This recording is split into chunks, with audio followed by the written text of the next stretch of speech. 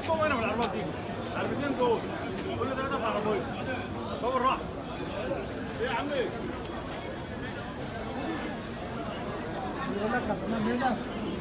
السلام عليكم ورحمة الله وبركاته. ازي حضراتكم عاملين ايه؟ يا رب تكونوا بخير. معاكم النهارده فيديو جديد عن مذبحة كرموز. الشاب ريان اللي قتل اخواته الخمسة وقتل امه وبعد كده كان بيحاول ينتحر. احب افكركم في السريع كده لان في تقارير وفي حاجات جديدة ظهرت في القضية، والقضية اتقفلت نهائيا. القضية ده اخر فيديو ليها لان القضية اتقفلت نهائيا. ريان اللي قتل اخواته الخمسة بمساعدة امه وبعد كده قتل امه وكان بيحاول ينتحر عشان ابوهم. تعالوا نحكي الحكاية من الاول، بس قبل ما نبدأ صلي على سيدنا محمد صلى الله عليه وسلم ونحكي الحكاية من البداية عشان بس اللي مش عارف يعرف. من البداية واحدة كان اسمها انجي، عندها 21 سنة، كانت بتدرس في كلية الهندسة. حبت شاب في كلية الهندسة. الشاب ده أردني الجنسية، طبعا كانوا الاتنين في مصر، هو كان بيدرس في مصر، ابوه وامه عايشين في الاردن لكن هو عايش في السعوديه. عنده محل كبير قطع غيار السيارات النقل التقيل، لكن هو كان بيدرس وكان عايش في السعوديه، كان بينزل ايام الدراسه ويرجع تاني لشغله. طبعا كان ميسور الحال وكان كان حياته كويسه. اتجوز انجي، وانجي اهلها ما كانوش موافقين لكن هي اتجوزت وسابت الدراسه عشان حبت الشاب ده. طبعا زي اي اتنين عاشوا مع بعض 20 سنة، خلفوا 6 اولاد، ريان ويوسف ورهف ويحيى وملك وياسين. كان المواضيع طبعا في اعمار لكن الكبير ما بينهم كان هو ريان اللي عنده 20 سنة. فللأسف بعد ما عاشوا مع بعض 20 سنة في السعودية، طبعا هي كانت عايشة معاه في السعودية، بعد ما عاشوا 20 سنة في السعودية وخلفوا أولاد وكان قافل على الأولاد، ما بيعرفهمش أي حاجة ولا دراسة ولا أي حاجة ولا بيعلمهم. كل اللي بيعلمه لهم الصلاة والقرآن. طبعا دي كانت حاجة كويسة جدا من الأب، لكن كان المفروض يتعلموا تعليم مدارس، يتعلموا يقروا ويكتبوا ويتعلموا كل حاجة عن الحياة. لكن هو للأسف لما لقى مراته تعبت اللي هي إنجي، لما إنجي تعبت قال لها نكشف. لما كشفوا لقوا عندها كانسر، مرض السرطان. طبعا هو قال لها يا إنجي أنت هنا مش من السعودية، أنت هنا مصرية والعلاج هيكون غالي جدا، فأنت انزلي مصر اتعالجي وبعد كده ترجعي تاني كويس. هناك في مصر في علاج أحسن وفي مستشفيات أفضل هتكون تعالجك على نفقة الدولة. ادى إنجي 6000 جنيه وقال لها انزلي وأنا هبعت لك مصاريف. انجي نزلت ب 6000 جنيه. طبعا قعدت تدور على مكان، طبعا مش قادرة تروح لأبوها وأمها عشان هي مشيت وهم زعلانين منها وغضبانين عليها. راحت في شقة، حكت كانت تعرف صديقة ليها، راحت عندهم خدها في ناس ولاد حلال كانوا بيساعدوها، في ناس واحد ابن حلال كان مديها الشقة ما بياخدش منها إيجار عشان يساعدها بيها، كان في ناس ولاد حلال واقفين معاها. لكن طبعا لما 6000 جنيه اللي ما يعملوش اي حاجه في الزمن ده ومعاها 6 عيال لما خلصوا، كان بيبعت لها 1200 جنيه في الشهر. طبعا 1200 جنيه ما يعملوش اي حاجه مع 6 عيال وامهم، ما يكفوش اصلا عيلين وامهم. 1200 جنيه يعني انت ولا اي حاجه، وبالذات ان هي ام مريضه وعندها كانسر. طبعا هي بتروح مستشفيات وبتروح تتعالج والكلام ده، فما كانوش يعملوا اي حاجه.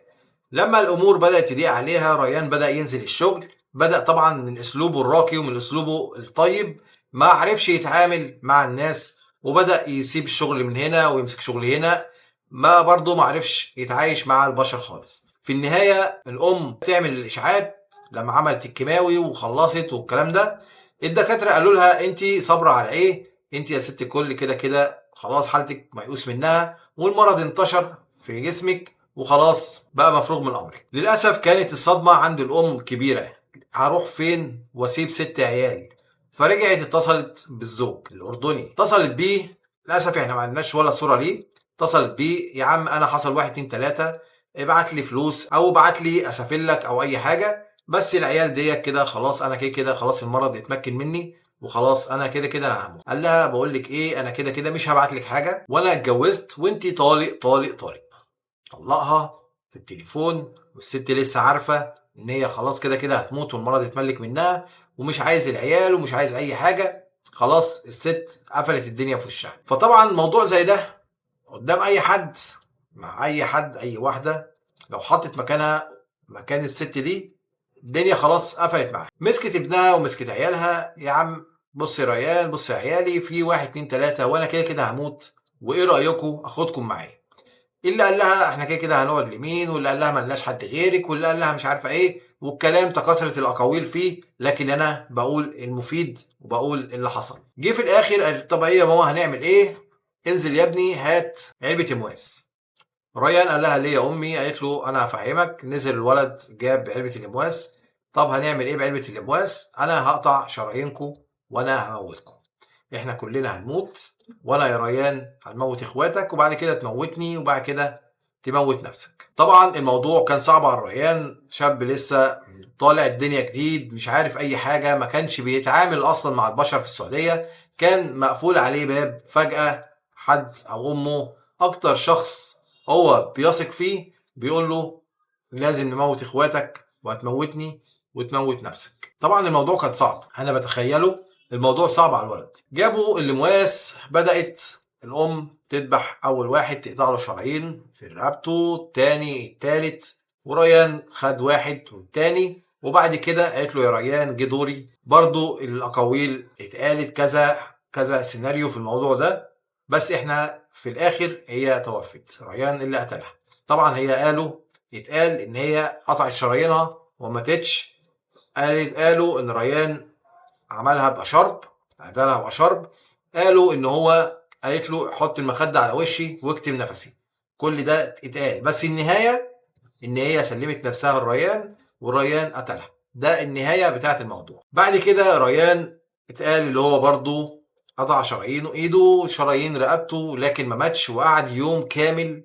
طبعا الاولاد كلها والام ما ماتوش في نفس الوقت. طبعا هي في البدايه قالت لهم احنا نموت يوم 27 رمضان عشان ندخل الجنه. فطبعا لما الاولاد كلها ماتت، ريان قعد يوم كامل في وسط اخواته وامه، يعني الله يكون في عونه المنظر والكلام ده. ولما قطع شرايينه ما ماتش، الدم هرب منه، او الله اعلم هو برضه النفس عزيزه، ممكن ما جابش الشرايين كامله. لكن في الاخر بعد يوم كامل طلع على السطح في الدور ال 13، وانا مش عارف ايه قصه الدور ال 13. طبعا بسنت الله يرحمها من الدور ال 13، وريان كان رايح يرمي نفسه من الدور ال 13. لما طلع على السور، لما طلع على السطح مش قادر يرمي نفسه، طبعا النفس عزيزه زي ما قلنا، فقام نايم على السور عشان لما ينام يقع لوحده من غير ما يحس. طبعا الناس لما شافوه بدأوا يجروا عليه ومسكوه وقالوا له ليه تعمل كده، تعالى ننزل الشقة. قال لهم لا مش عايز انزل الشقة. قاموا داخلين الشقة لقوا المنظر. طبعا اتصلوا بالحكومة والحكومة مسكته. من كام شهر، من شهرين متهيألي الحكومة ودت ريان مستشفى الأمراض النفسية والعقلية عشان يتأكدوا من عقله من عقليته. الفيديو ده معروض عشان احنا زي ما قلنا الصفحه بتاعت ريان اتقفلت والقضيه اتقفلت، لان تقرير المستشفى لما جه للقاضي او لما جه للنيابه اتكتب فيه ان ريان كان غير مدرك وعنده انفصام، عنده مشكله في عقله خلته غير مدرك. يعني هو بينفذ كان غير مدرك، ولما نفذ ده غير مدرك، ولما كان طالع ينتحر غير مدرك، وهو عنده مشكله وعنده انفصام في عقله. فطبعا هنا العقوبه بتتمحي عنه تماما. لكن العقوبة كان بالنسبة لريان ان هو هيخش مستشفى الامراض العقلية وهيتعالج فيها. الله اعلم هو هيطلع امتى، الله اعلم هو ايه اللي هيحصل له. بس هل هو لما يجي يطلع مش هيفكر ينتحر؟ هل هو لما يجي يخش مستشفى الامراض العقلية ريان هينسى اللي هو شافه؟ هينسى شكل امه وشكل اخواته؟ هينسى اللي حصل؟ فين ابوه في ده كله؟ ابوه المحامي طلع وقال ان ابوه مات عشان هو زعل على مراته وعياله وقفل على نفسه الباب ومرضيش ياكل ولا يشرب والكلام الكتير ده ومات. ده اهل ابوه، يعني اهل الراجل ده الاردنيين هم اللي قالوا كده. لكن هل في تحريات؟ هل في حد يعرف حاجة؟ هل في اي كلام؟ مفيش اي حد يعرف حاجة. بالعكس، في سيناريو بيقول ان هم لما اتصلوا بيه وقالوا له مراتك وعيالك ماتوا، قال لهم انا كده كده قفلت الصفحة ديت وانا متجوز وماليش دعوة بيهم وخلاص الموضوع بالنسبة لي اتقفل. لكن منين بقى طلع المحامي ان هو الراجل ده مات وبتاع والكلام ده؟ طبعا كل ده كان كذب، وطلعوا محاميين تانيين بعديه قالوا لا مفيش حد مات والكلام ده كذب، وهو اصلا ده مش المحامي بتاع ريان ولا محامي في القضية. فمالوش الحق اللي هو يتكلم. فطبعا احنا هنا وفي النهايه بنقول الحكومه المصريه قفلت قضيه ريان المعروف بمذبحه كرموز. ندعي الريان بالصبر، وندعي لامه واخواته بالرحمه، ربنا يرحمهم وما يوريش اي عزيز او غالي منظر زي ده. شكرا ليكم، السلام عليكم. معلش انا طولت عليكم، بس كان لازم اشرح الموضوع عشان طبعا هي القضيه كده كده خلاص اتقفلت، والفيديو ده انا عامله عشان القرار الجديد بتاع القضاء بتاع الحكومه المصريه، ان هم قالوا خلاص ريان مش هيتحبس، ريان هيروح مستشفى الامراض العقليه هيتعالج هناك، وبعد ما يتعالج هيخرج وخلاص على كده. شكرا ليكم، السلام عليكم ورحمه الله.